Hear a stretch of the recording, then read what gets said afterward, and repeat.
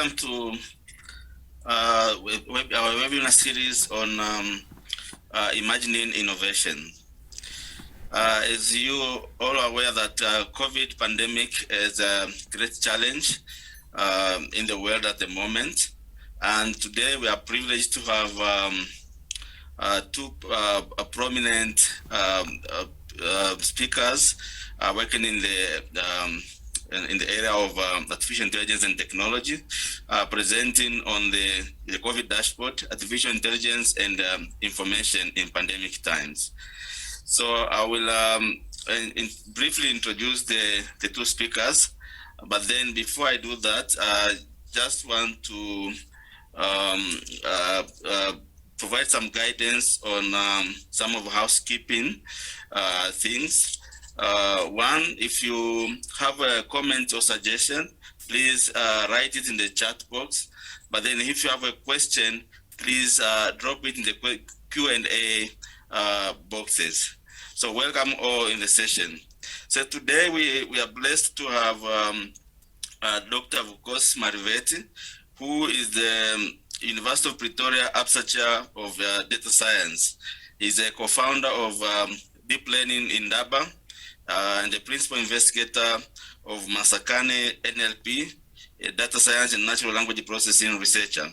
So he holds a PhD in computer science and a master's and bachelor of science in electrical engineering. The second speaker is Professor Barry, who is an emeritus professor in the School of Electrical and Information Engineering at Wits University. He's the founder and director of the University of Johannesburg Center for Software Engineering, JCSE. He's also the founder of Wits Simulong Digital Innovation Precinct in Braamfontein, Johannesburg. So welcome both. And our first speaker today will be Dr. Marivate. Please welcome. Thank you, Joe, and thanks everyone, and thanks also to Vets for having me today. I will just start off with a short presentation on a project we've worked on COVID-19, and then from there I think it'll lead on very well to Barry's talk. So I'm at the University of Pretoria, and I lead a research group called Data Science for Social Impact. What we do is look at these intersections between data science and society, as well as natural language processing and machine learning for AI. And we've got a number of projects within these spaces. My history, I'm originally from Ga-Rankuwa, the northwest part of Tshwane municipality. I went to Wits for my undergrad and master's degree in electrical engineering, went to Rutgers for a PhD in computer science, and have worked whether as an intern or full-time employee at different organizations, sometimes spent in the US, then in CSR here in South Africa, and then finally moved to the University of Pretoria as the chair of data science. So with COVID-19, our research group felt that we needed to do something. So this is like 2 weeks after the pandemic, the numbers, the confirmed cases started increasing in the country.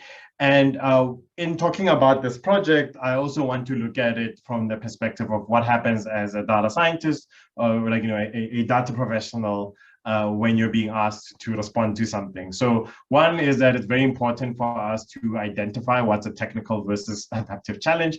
One of the things we went through, even today still going on, is in trying to get access to population level data that would allow us to provide this to other researchers. It became an issue, like, is it a technical challenge that the government can go, or there's actually people issues? So us, yes, as data scientists, we like these technical problems and we'll resolve them. But then at the same time, there's also people are the challenge and the solution. And even today, there's things that we still don't have access to, and we need to figure out which side of that spectrum is. At the same time, there is a limitation of how far we can go. So we always wanted to make sure that when we were building the research repository that we were building, that we did not go off and then do things that were unethical in getting that. So we use official sources of data.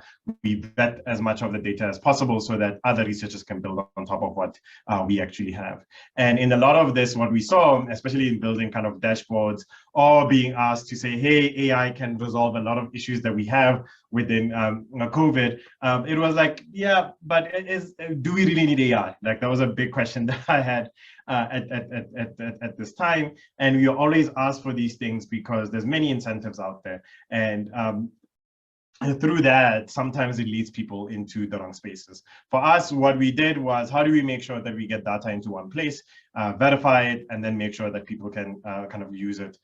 We built a simple process to obtain, like, official data from all these releases that were coming out, whether it was like from the Gauteng province, these PDFs, or from infographics or announcements that were being made by the minister over time, and then also from the NICD. How do we then go from this and transform it into something that's machine readable, and then other people can hook into it and automatically build their tooling? So from that, we built this data repository, which is open by default. I remember having conversations with the lawyers at the university saying, look, we're about to do this, and we want from the beginning that there's no such thing that we're keeping IP, but it's open for people to volunteer and work on it, and then from there build on top of it. So it was open by default with the Creative Commons license, hoping that the people will also then do the same thing and pay it forward on this part. And then also people then could come on and then provide issues. So if you see here, that's Prof. Scott Hazelhurst. He's one of the people who maintains the Gauteng data, especially onto district level. From this, yes, there was a dashboard. The dashboard was not the goal. The goal was to get the data into a repository, make it available for researchers, and then people can do other things.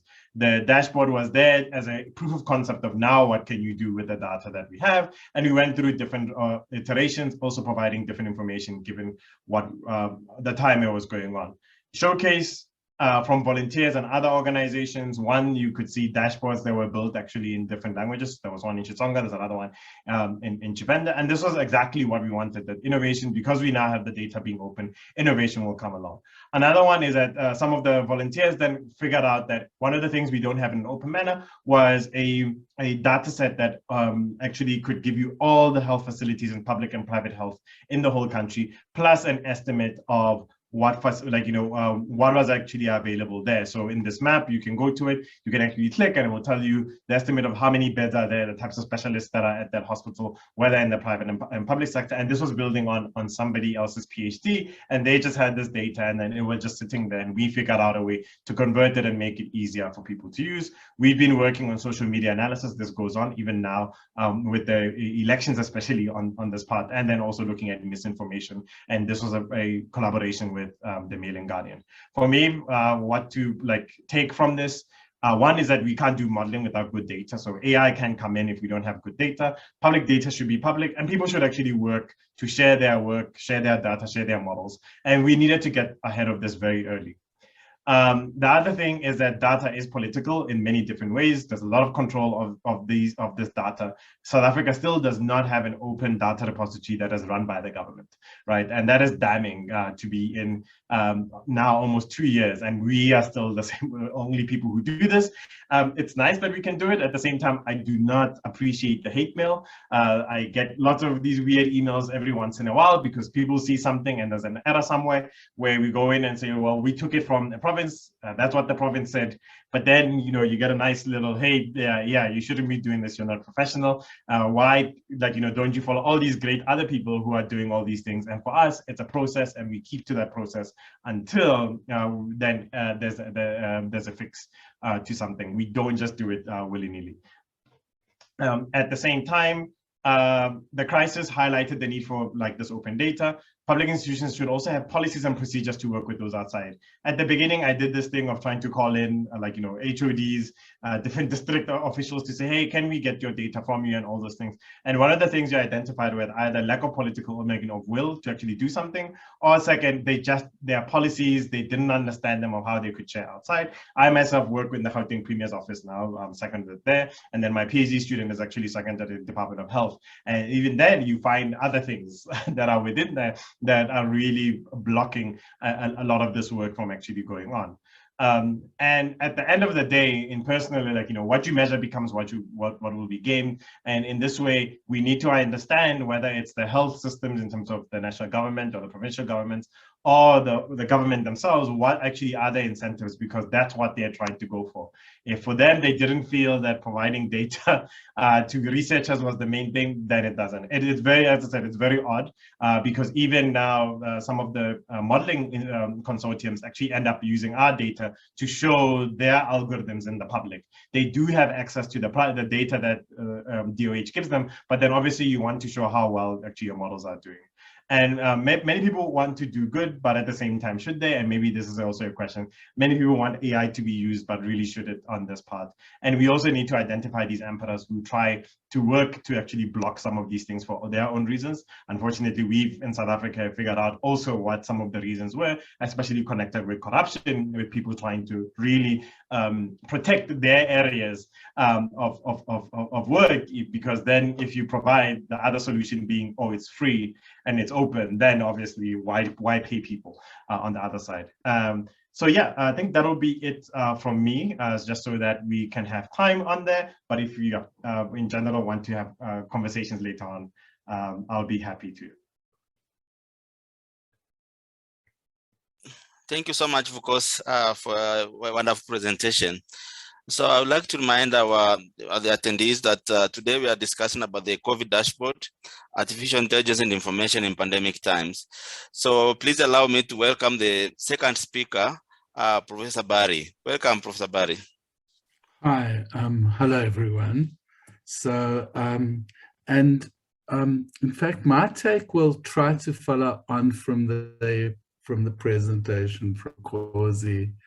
And I just want to, but it'll track some of the same territory. So in March last year, we all woke up to the pandemic on our doorstep. And what we at WITS did, and as people did across the country, is that they had to do a major reset and think, how are we going to cope with this pandemic?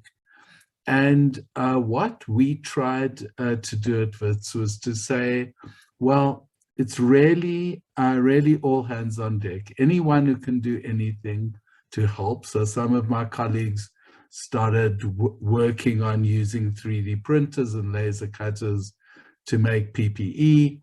And people started looking at sort of other skills they might have.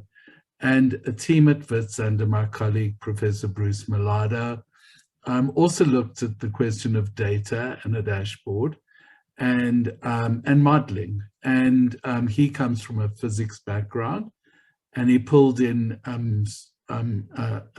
data scientists, epidemiologists, and others who, with the idea that using data, using AI, using the skills that he has from nuclear physics, he could be contributing towards modeling. And it was a spirit of roll up your sleeves and everyone make a contribution, and let's try to see what we can do as a community.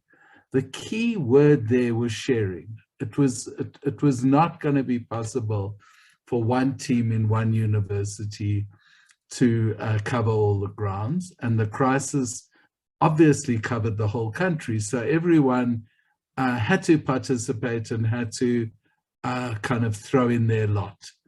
And we again came across exactly the same problem that was highlighted by the previous speaker, by Vukosi, in that data seemed to be a very highly protected currency that government or various groups hung on to their data and felt unable to share.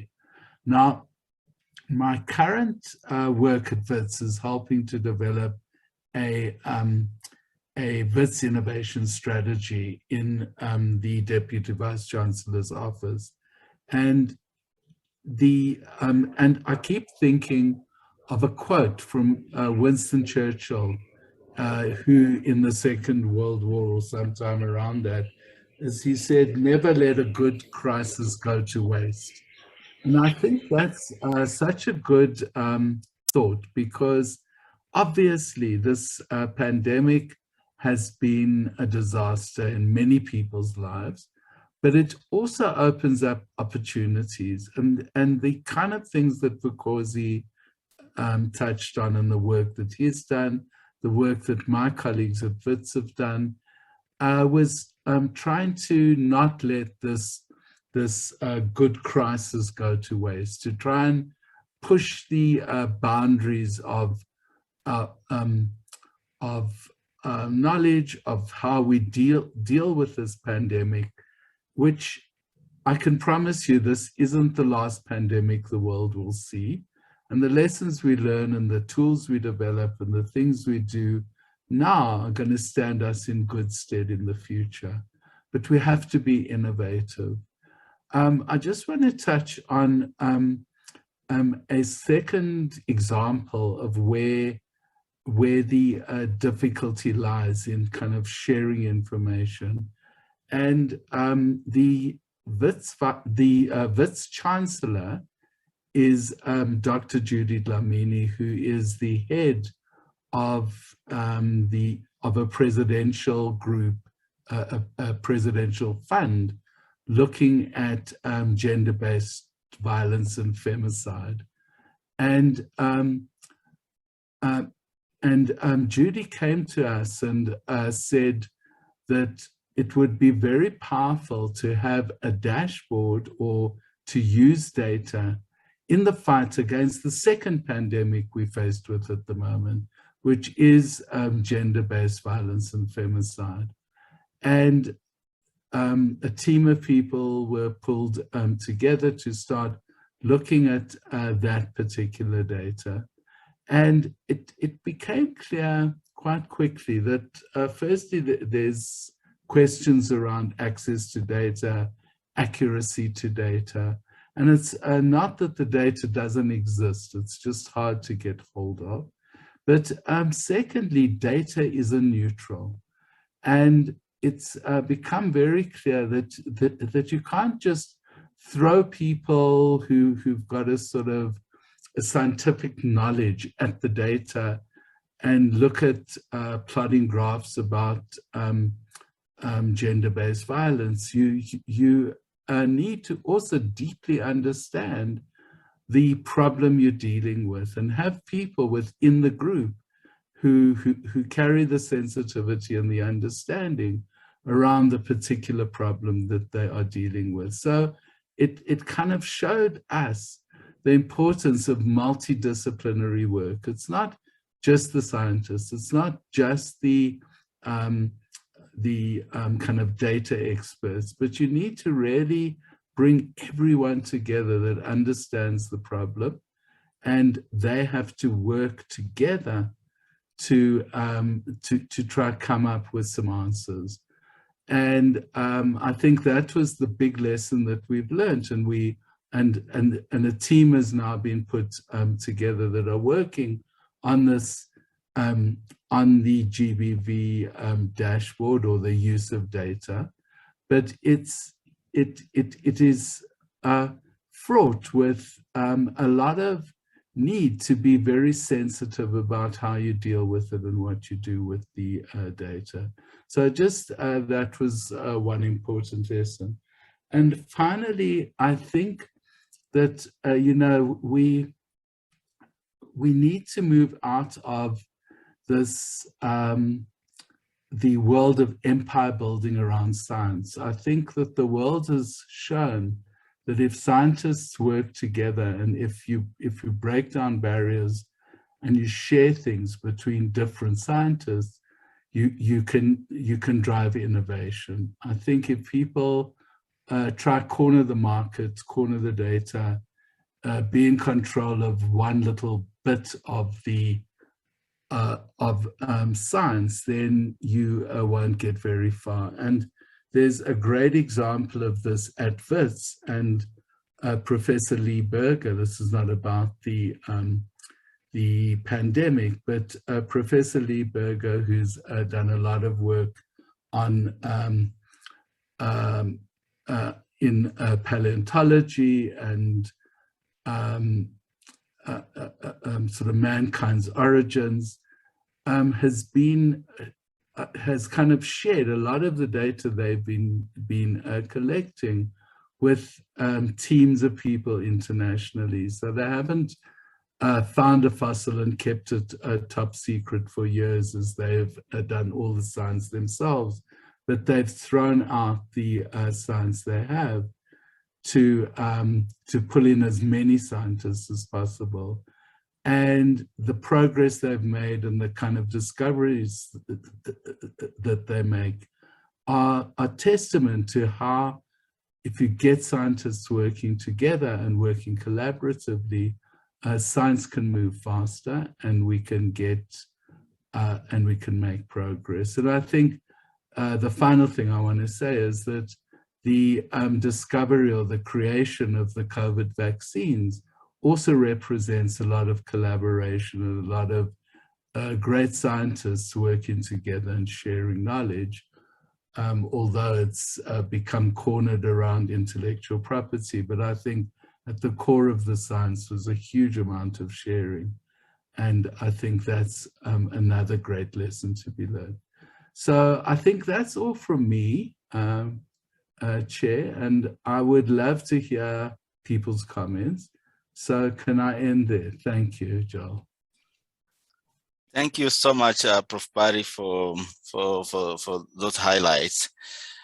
So colleagues and webinar attendees, the floor is open for questions and comments. I have a few comments in the chat here. So it's Prof. Barry and Dr. Marivate, either of you can respond to these issues. So one question is, how do we advocate for this open data access? Can WIDS show the way? I'll try and go for this very much. Okay, hopefully that this is not too controversial in any way. So yeah, at the beginning of the pandemic, I was still a working 1 day a week at the CSIR. So I only stopped my position there fully. I'd moved to UP in 2018, but had an agreement between UP and CSIR that I would spend 1 8-hour period every week there. It was very interesting also at the same time, staying within the industry and academia at the same time. The systems that CSIR has is very different in different ways because it's an amalgamation of a lot of obviously private patient data. And that probably is one of the reasons that at the moment, there's still challenges on there. I'm not saying that obviously that people want any patient data, but then now I talk about the governance issue, right? How do you then go into policies and procedures in such a way to say, we can take this and then provide it out there. When that happens, what I've tended to see within government, whether it's SSA, whether it's SARS and all the different, is that they worry about the accuracy. And obviously not without reason, but so they worry that, oh, there might be a revision of a number from yesterday, so we want to always release the correct thing. But then you are arrested. Or you literally then will never ever release anything because you're always going to be thinking there might have been a mistake from one of the provinces, from one of the districts. But you can release and then just revise. And that's the thing that I think is important. And the one major thing I push for in this case, and then I think Barry also had the same sentiment here, is that it should not be within, hey, we want to build our institution, or VETS being the one, or UP being the one, or UCT being the one that does this, because we will lose at the end of the day because we're not actually taking care of the fundamentals, right? It ends up being somebody has special access, and then that's how it's working. It's not that we've resolved the issue of how do we, as researchers, access data that is primarily collected by state institutions, right? And if we don't resolve that, we're still going to have problems. This is just one of them, is that it became very clear through COVID on this part, but I've worked in utilities, utility management, of just trying to figure out how electricity moves between cities. All those things are fraught with the same problems over and over again of saying, how do I access aggregated data so that I can do modeling, right? And you can't get to that. And it's also very weird, and again, to re-stress this, that you could even ask people at the MRC and ask them how they're getting access to data. You can ask people at Sakema how they're getting access to data, and you keep on finding these same things to show you that even people who look from outside to be internal are having same issues because fundamental foundations have not been resolved in the correct way. Thanks, Dr. Marivate, for that. Prof. Barry, please. Yeah, and I agree completely with the sentiments from Vukosi. I think that, stepping a bit back and saying, putting myself in sort of government's head, or putting myself in the mind of someone who's a custodian of the data. Data is very powerful. And if it's used, and when it's used, it becomes even more powerful. And I do know at the beginning of the pandemic, there was a huge concern not to create panic, not to start putting out numbers which said, millions of people are going to die in the street, and to create public panic. So I think that the people who were custodians of data felt the responsibility to be careful not to let it fall into the hands of people who would misuse it or use it for sensationalism or use it for sort of reasons that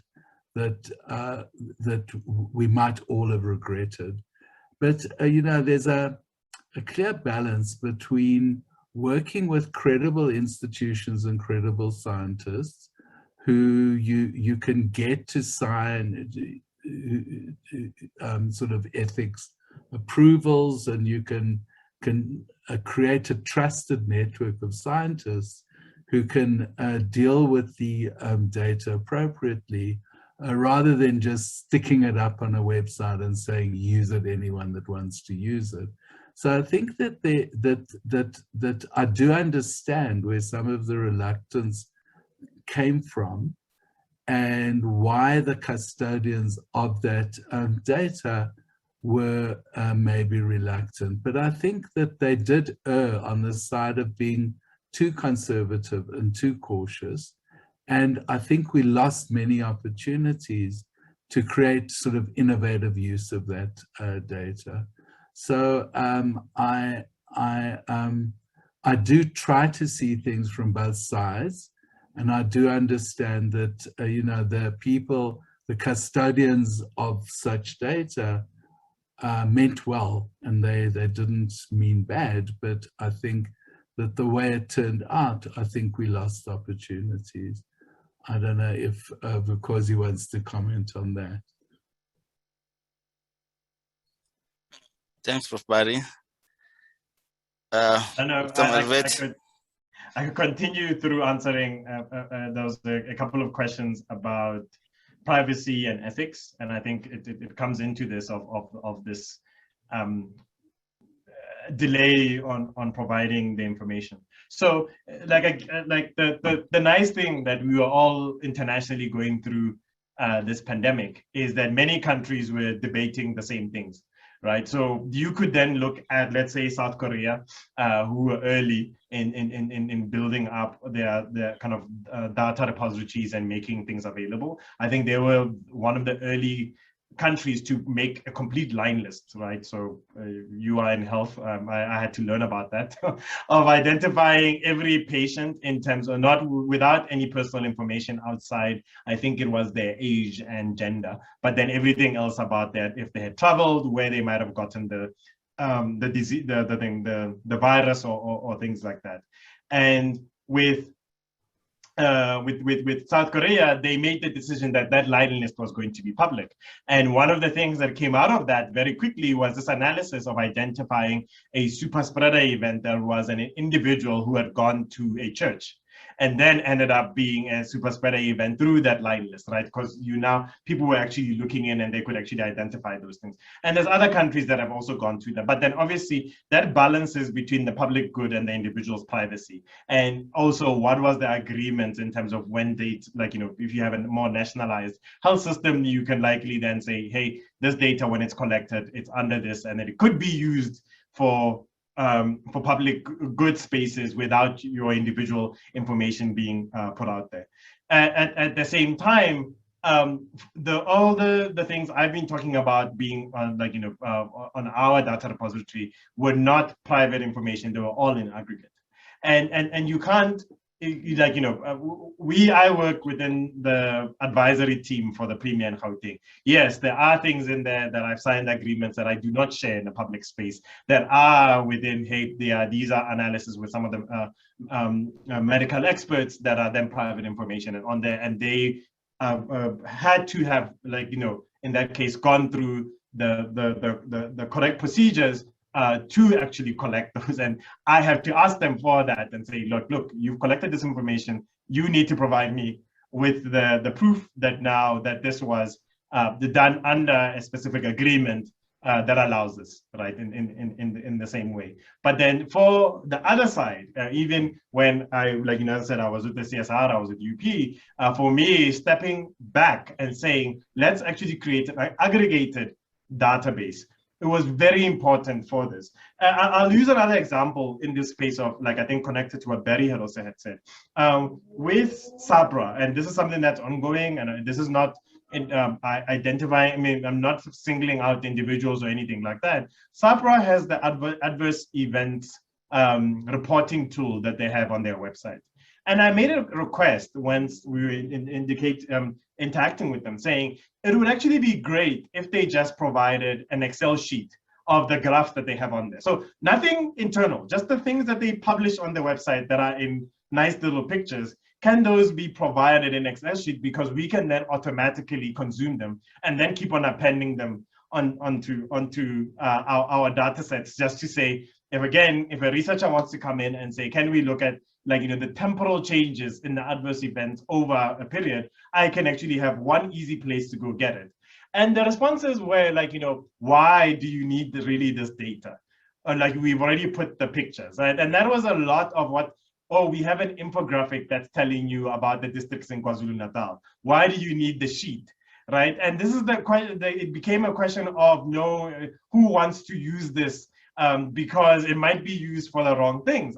Even in NDOH, had gone into those conversations at the beginning, and people were worried about journalists and saying journalists could misuse it. That's not the point here, right? That is not the thing. You can't almost keep the country's health hostage because you're worried that a journalist might look at a line and say, this is odd, and all those things. And this is, again, the conversations we must be having on what do we expect of our public servants, right? It's not the other way around. They're not supposed to be telling us on this part. We have an agreement about private information and we keep to that. But then in this case, you show me a picture and then I ask and say, yeah, it would be great just to get the original file, right? I'm not asking about individual patients' information. I'm saying exactly the thing that you publish. Just make sure it's in an Excel sheet or in a CSV, and then we can consume it and other people can then build on it. And you also don't need to worry about the future uptake, and you will be referenced. In our repository, you will see every line that is added to the spreadsheet has a source, and it says this comes from NICD, this comes from NDOH, this comes from all those things. So everybody's referenced. So it is not, I think there's also a big view of, you might be taking away people from actually acknowledging that we created the data. No, that is, again, this is there so that researchers can come and just consume what they need to do. And we've seen this. I think that was a question. We've seen this through the modeling papers that have been published. There's other papers that are covering other parts of the pandemic that are not health, whether it's the economic, social issues that are on there. And now they have a place where they can then connect the data to look for either causation and correlation on there. And there's also all these innovations that people have been able to build on top of that, whether it's apps, mapping, tools that they can use and then give to other people. Thank you so much, Dr. Marivate. So yeah, that's very well explained. So there's another question here for Prof. Barry. will Prof. Barry's team's GBV data be made publicly available in time too? So just to speak about the GBV work, it's still at a very early stage, and it's working through the GBV fund that's chaired by Dr. Dlamini. But the key thing is that it isn't about collecting data. It's about it's not collecting raw data. It's using data from police reports, from various sources, maybe even picking up from social media, and processing and presenting it in various ways. So the project isn't about collecting data and sharing that data, or sort of being the custodian of the data per se, but it's creating dashboard and decision tools that could be used by those who are trying to campaign and to mitigate the risks of GBV. So I hope that answers the question. Thank you so much, Prof. Barry. So another question is on how do we balance privacy with sharing? What metrics and ethics do you two scientists, Prof. Barry and Dr. Marivate, use in your own work? And what is the implication for artificial intelligence and so-called fourth industrial revolution? Could I just maybe take that first, but I'd love to hear Vukosi's answer. Sure, So, you know, I think that, and to come back to the pandemic, there was the collection of data to present in dashboards and decision support tools, and that was accumulating and aggregating data. But there was also huge controversy around individual data in terms of tracking and tracing. And in some countries, cell phones were tracked, people were tested, and when they were tested using sort of data from cell phone networks and elsewhere, it was possible to build up contact lists and know who they had been in touch with, et cetera, et cetera. So there was a lot of use of data at the individual level. To do the logical thing, I think, it was to track and trace. If someone was contagious, try to find who they were in touch with and try and nip the pandemic in the bud. But that threw up so many debates around privacy and access to that data, because you know, it is an intrusion on people's privacy, and it is a big kind of human rights issue in terms of what government does with that sort of personal, or what the authorities, call it, will do with that personal data. So, and I think the jury is still out. I mean, I think if we could have had better tracking and tracing right at the very beginning of the pandemic, it might never have reached the scale it reached. I don't know, but we didn't do it so well.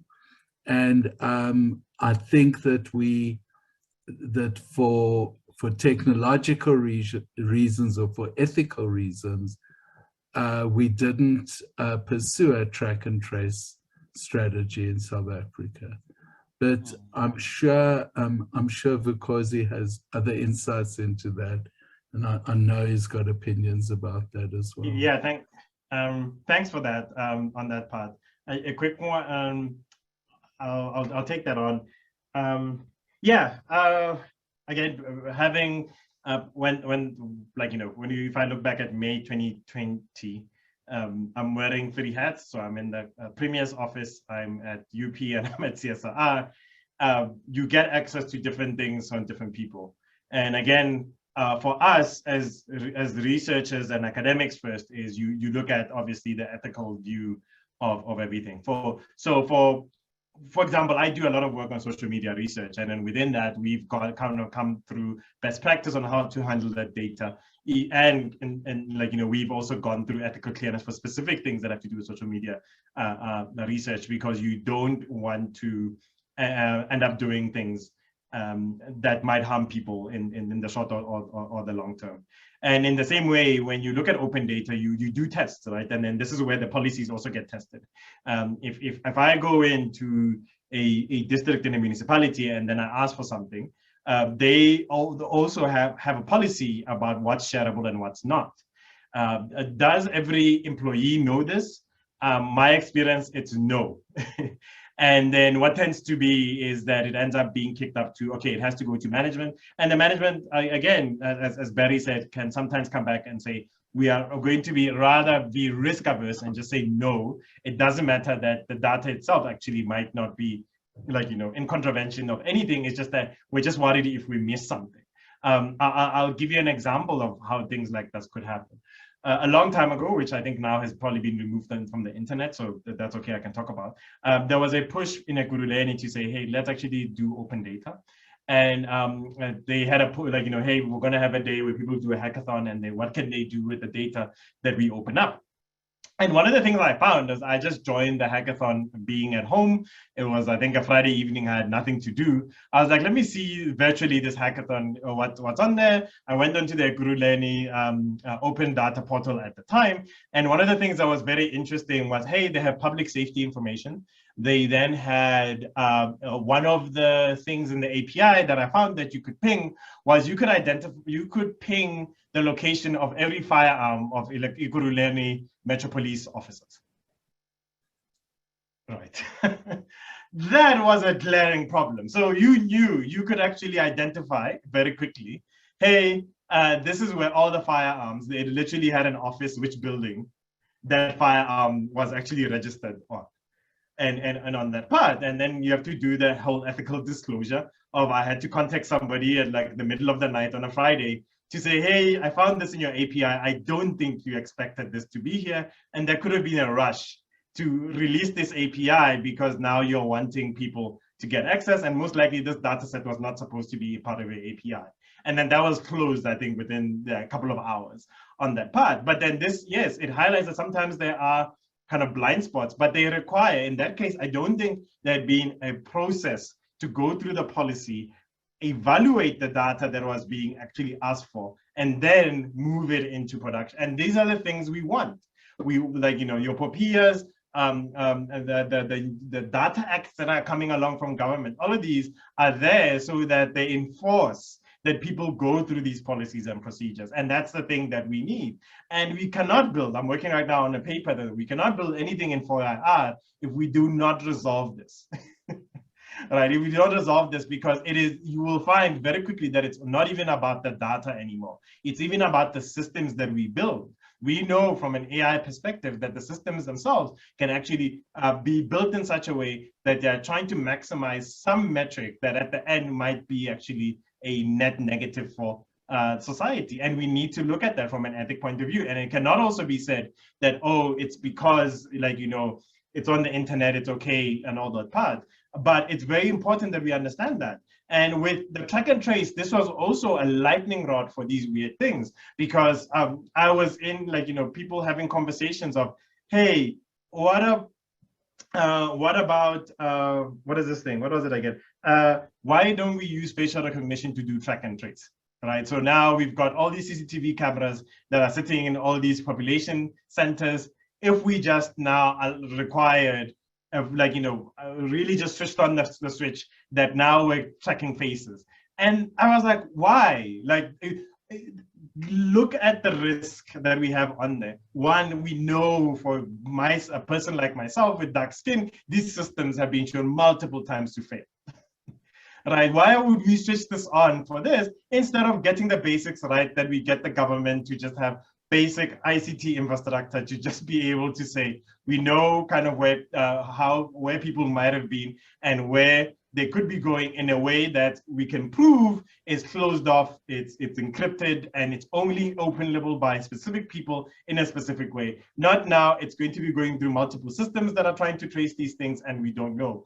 For us, for example, we use Google, Apple, and Facebook decided that they will provide mobility data on an aggregated manner, and that's what we use. So if you go to our data repository, we also archive their data, which provides how many people are going to grocery stores in Gauteng on a daily basis. And you can see it, obviously, when the lockdowns happened, like that level 5, it drops and then it goes in. And this is actually helping researchers who are looking at the effects of mobility on the virus, right?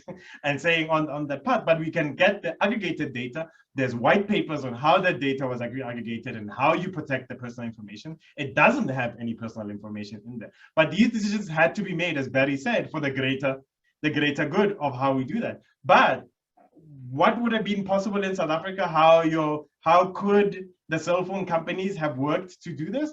There might be data that was shared with government to look at mobility at a more personal level. I don't know. I cannot talk about that. But there could be a request that says, it would be great if we knew, like, popular, what's this thing?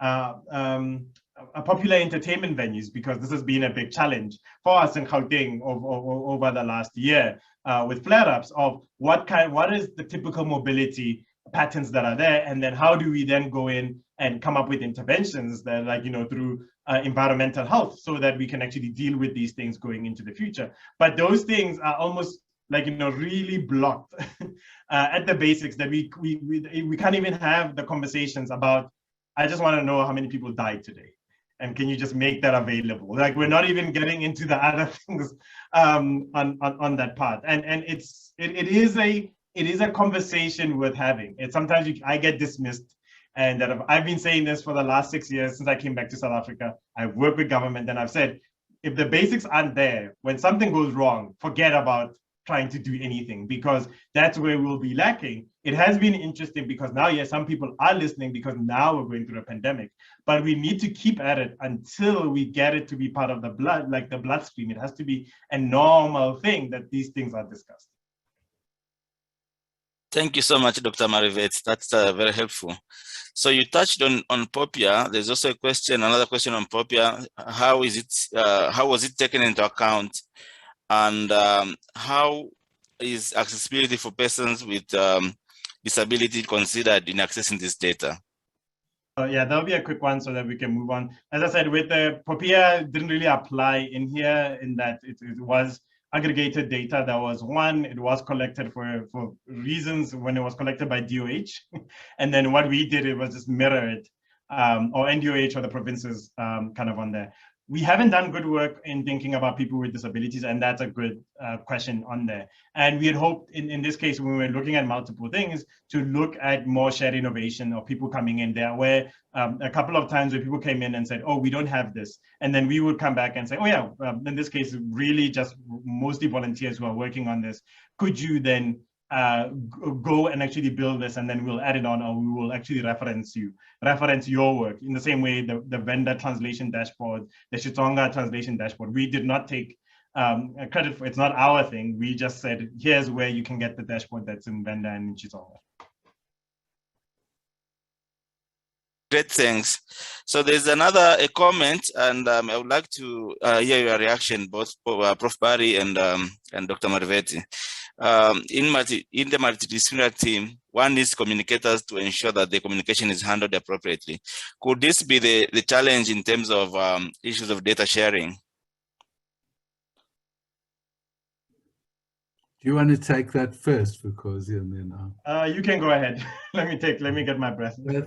I think in that and it came up in the gender-based violence work, that it's very important in a multidisciplinary team to hear everyone. So I think that where you bring together experts and people from communities, there's it's important that there's no sort of hierarchy, that you don't have the scientists who the know-it-alls and and they deem to occasionally consult with other members of the team. Everyone plays a part in those multidisciplinary teams and gets the communication right, and everyone brings something to the understanding.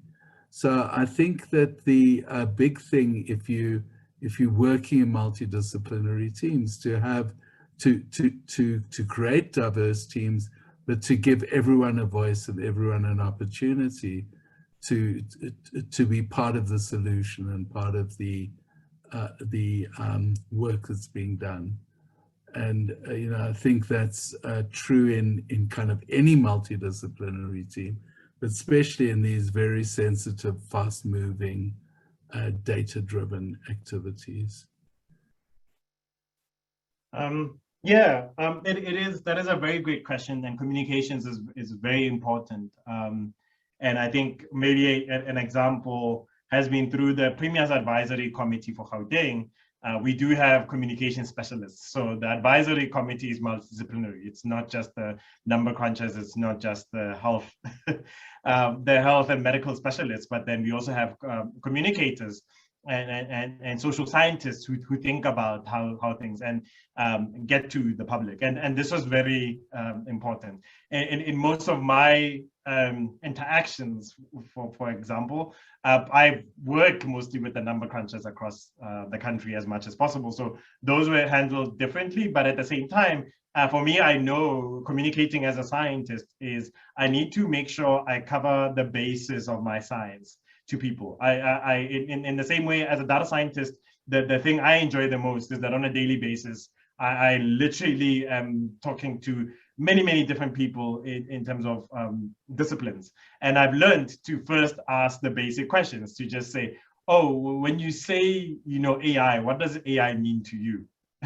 And then from there, because we tend to make an assumption that we all understand when we say line list. Or, when we say that this is a common thing and that part, and that communication breaks the collaborations, because people go off and they work on something and they become frustrated because they think that you're not understanding each other on that part. But at the same time, then, like I remember having interactions with HSRC on understanding really the human factors here on COVID, and those were done with some of our team members to understand really what was going on. So a couple of things that came along very quickly. I remember when we made the choice on the dashboard, this is just an experiential thing, and that's connected to that problem of using, of dividing the number of cases by the population of the province.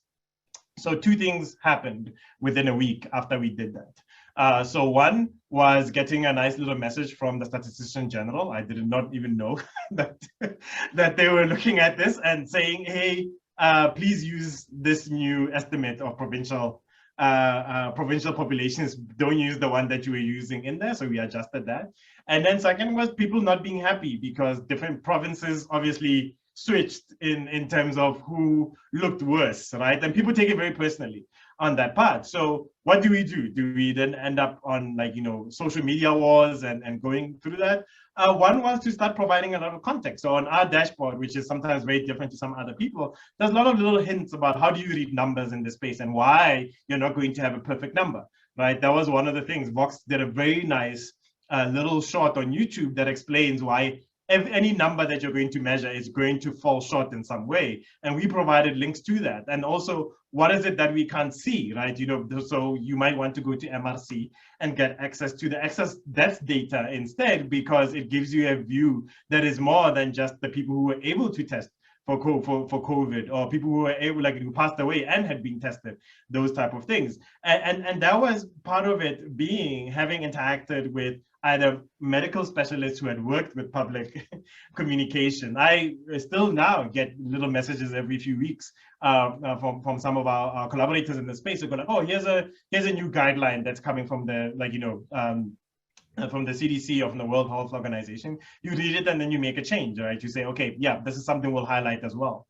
on this part, because there's been that part of people think it's a number. As long as the number is on there, people will be happy. And it's like, no, once you start displaying it, different people have different reactions on there. And communication, having communication specialists and having access to them is very, very useful in being able to respond also in a way that is not alienating people, but getting people into the conversation.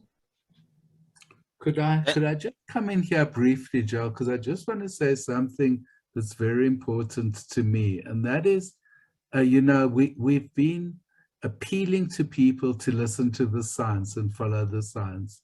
And when the president speaks, he frequently says his advice from scientists. But I kind of hope, and it's probably not correct, not necessary in this audience, to stress that, but scientists aren't gods.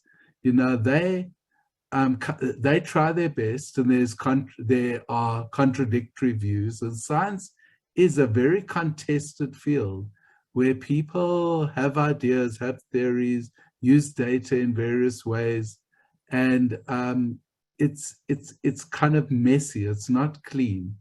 And you have to listen to the science, but you have to also understand that within science, there are huge debates that go on and huge questions that have to be answered and different theories that prevail.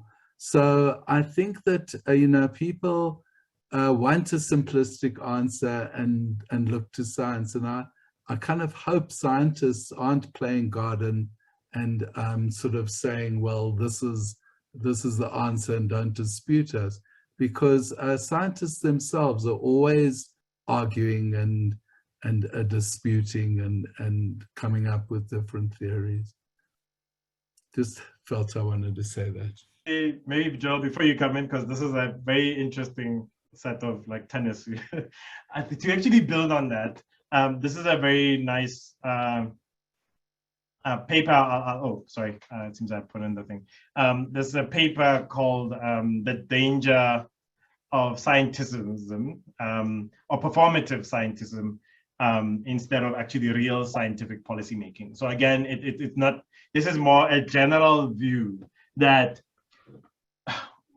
a lot of governments, and this is not a South Africa thing, went in at the beginning to say, we are listening to the scientists and we're going to make decisions given the science, right? And on that part. But then there's a difference also of thinking about how political science in itself also functions, right? That you don't just take into account that you're listening to science, but you're also looking at how society is actually going to react to different things. How are you going to make a choice, right? For example, if we stand up, I was with Bruce, also sits, Bruce Malado, we both sit on the Provincial Advisory Committee. Bruce presents, even publicly, so again, I'll say things that I know are public. Hey, we know that Gauteng is going to have a second wave sometime towards the end of November, right?